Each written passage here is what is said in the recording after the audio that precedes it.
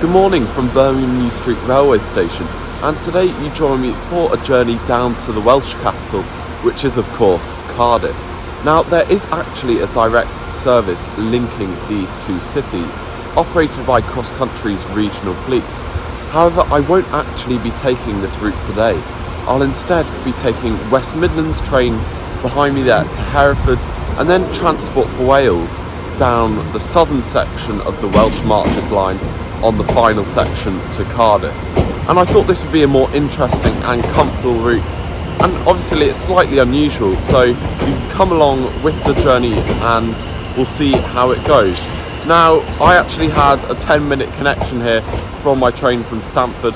Luckily though, it was a cross-platform change, so I've got about 5 minutes to go before departure. So let's start by having a look at today's route down to Cardiff, and then we can head to the trains. So kicking off today's vlog, let's have a look at the route down to Cardiff. Departing New Street at exactly 8:50, we almost immediately begin our journey with a quick station stop at University before running fast through the suburbs via Bourneville and Kings Norton. Having made it out into the country, we then descend the steep Lickey incline on our way into the second station stop of Bromsgrove before the short hop down to Droitwich Spa. At the city of Worcester, we then join the western section of the 86.5-mile long Cotswold line, which runs from Oxford to Hereford, with final calls at Malvern Link, Great Malvern, Ledbury and Colwell before arrival into Hereford itself. Journey time for this part of the route is scheduled to be 1 hour and 28 minutes to cover just over 55 miles, giving our West Midlands service a rather leisurely average speed of 37 miles per hour. It's at Hereford where I then alight before a quick change onto a Transport for Wales service along the very southern section of the Welsh Marches line to Cardiff. With just 3 intermediate stops at Abergavenny, Cwmbran and Newport, the 56-mile route to the Welsh capital, despite being nearly the same length as the first leg from Birmingham, is scheduled to take just over an hour, with a quicker average speed of 54 miles per hour. Back in the depths of New Street Station, my West Midlands service was ready to depart from platform 11B, being formed of a 4-car Class 196 DMU. Built between 2019 and 2022, these regional trains consist of both 2 and 4 car sets, operating along routes from Birmingham to Shrewsbury, Worcester and Hereford, as well as on the short branch between Nuneaton and Leamington Spa. And bang on time, we accelerate away from the station, with it being worth mentioning that I paid £14.20 for my ticket to Hereford with a railcard discount applied. Not too bad considering the length of the journey. In terms of seating on board, it's laid out in the standard 2+2 configuration throughout, with the seats themselves being perfectly adequate for medium distance regional services, featuring a fold down tray table and both standard and USB power outlets.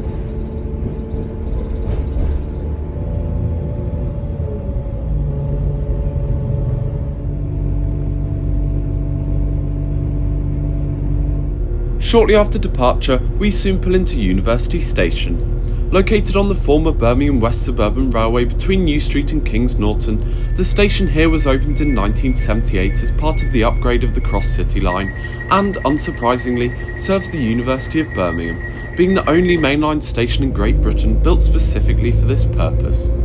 Moving on, we soon begin to trace the Worcester and Birmingham Canal, the city of course famous for having more miles of canal than Venice, before passing the site of Cadbury Chocolate Factory at Bourneville, opened here almost 150 years ago due to its links with both rail and waterway. From here we wave goodbye to the inner city and begin the descent of Lickey Incline, the steepest sustained mainline railway incline in Britain, with a gradient of 1 in 37.7 across a distance of 2 miles. Back in the days of steam, a banker was often needed to assist locos making the long climb, although today our Class 196 has a much easier job as we cruise into Bromsgrove railway station.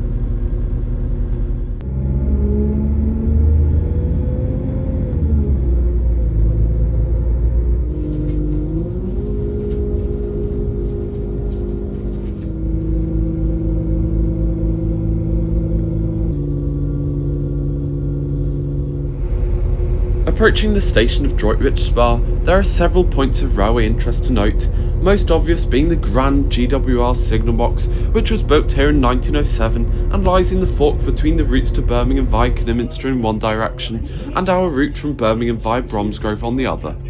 As well as this, pulling to the station itself, we pass some of the only remaining centre pivot semaphores left on the mainline network, a fascinating survivor of railway history.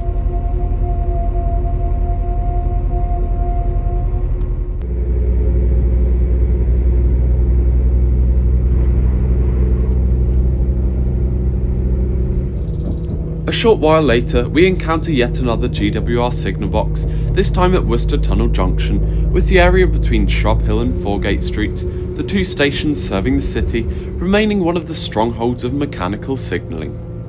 Pulling into Foregate Street Station, you may notice that we use the right-hand running line rather than the customary left, and this is due to the unusual station layout in that the platforms actually serve two different routes rather than different directions, with Platform 1 used by trains to and from Shrub Hill and Platform 2 used by those to and from Droitwich Spa, just like our service today.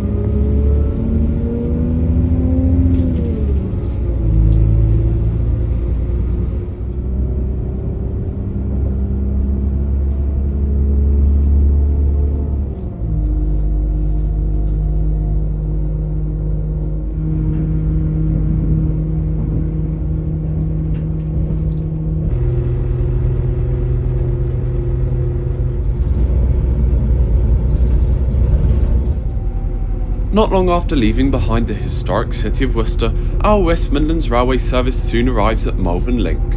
Now on the Cotswold line, the station here has recently been remodelled, including a new ticket office, waiting rooms and station buildings, all in keeping with the heritage architecture of the area. Just 2 minutes later, we reach the much grander station of Great Malvern, opened in 1860 and famous for its canopies adorned with elaborate floral designs. Although, unfortunately for us today, there will be no shots of these, as a GWR service did happen to get in the way of my filming.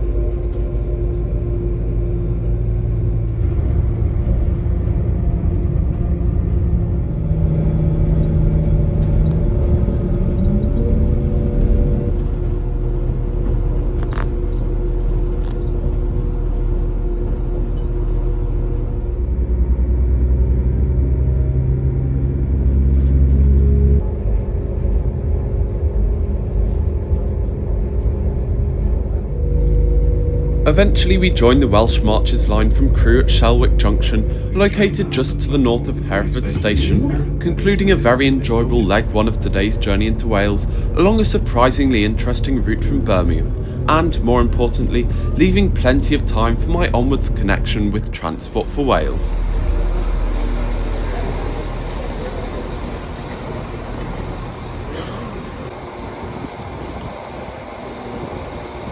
Leg one of my journey to Cardiff is now complete, having arrived at Hereford bang on time on the West Midlands service down from Birmingham. A really nice journey actually, quite unusual. It goes through the city and then suddenly you see all this countryside, and it's quite a nice scenic route actually, so that was a nice surprise this morning. Now my next service will be a Transport for Wales dining set down to Cardiff. I've actually booked myself first class because it was something like £2 extra for the hour journey down to Cardiff, so I might get breakfast on board this. I'll definitely get a really comfortable seat, so that's looking good. Unfortunately it is running about 10 minutes late due to a delay on the line, but that's fine by me. I've more time to look around the station and we'll just wait and see when it turns up.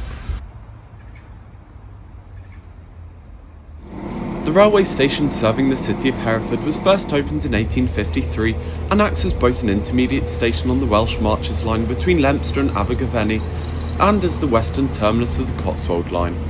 Today the station is served by trains from Transport for Wales between Cardiff, Manchester and Holyhead, West Midlands Railway from Birmingham and GWR from London via Oxford, and sees an annual usage of roughly 1.1 million passengers. As just mentioned, my Transport for Wales service was running about 15 minutes behind schedule, but soon enough the Mark IV set pulled into Platform 2, ready to take me down to the Welsh capital. Formed of both 4 and 5 carriages, These so-called Premier sets were introduced on the routes between Manchester and Cardiff a couple of years ago and have since proven extremely popular with passengers. And jumping on board in the only first class carriage of the set, seating is laid out in a 2+1 configuration, featuring a mix of tables of 2 and 4, as well as a few solo seats. Though, with it being a rather busy morning service already, I decided to take my place at an empty table of 2 towards the end of the carriage as we slowly pulled out of the station.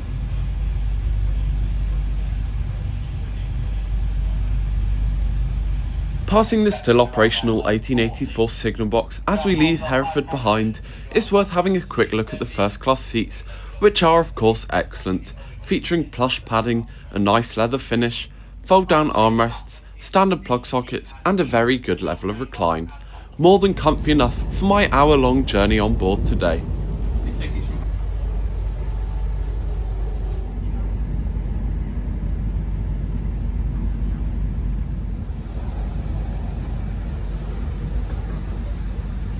Having made it well underway into the beautiful green countryside of the Marches, it wasn't long before the dedicated first class host came round offering a range of complimentary hot and cold drinks, as well as taking any orders for cooked breakfasts, which can be purchased for a little extra on top of the original ticket price.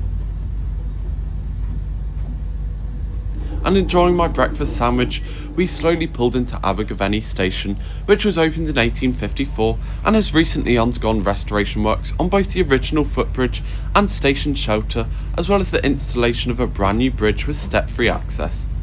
Just to the north of Abergavenny, we then passed the GWR signal box opened in 1934, which controls a total of 11 semaphores around the station area from its 52 lever frame. From here it's just a short 10-minute hop to our next station stop of Cwmbran, and with the poor weather rolling in, I sat back into the comfort of my seat for the rest of the journey onwards to Cardiff.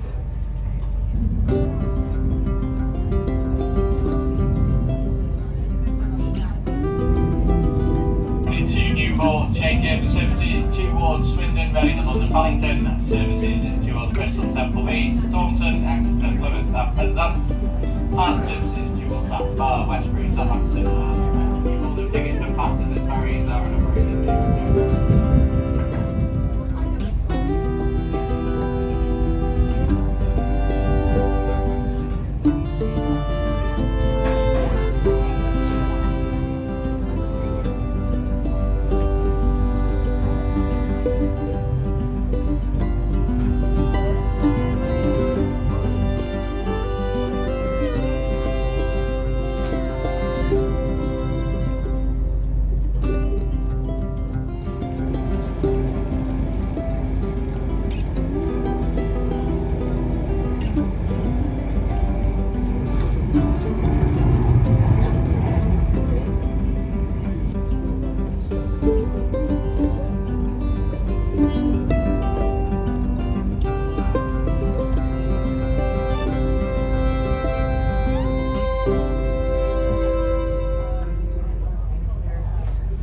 With that final sprint through South Wales complete, our Transport for Wales loco hauled set slowly eased its way into a very rainy Cardiff Central, concluding an enjoyable and varied journey across the West Midlands and Welsh Marches.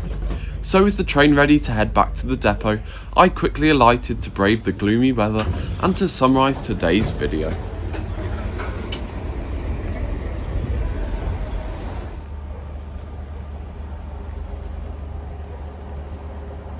And welcome to a very wet Cardiff Central Railway Station, concluding our journey from Birmingham New Street today.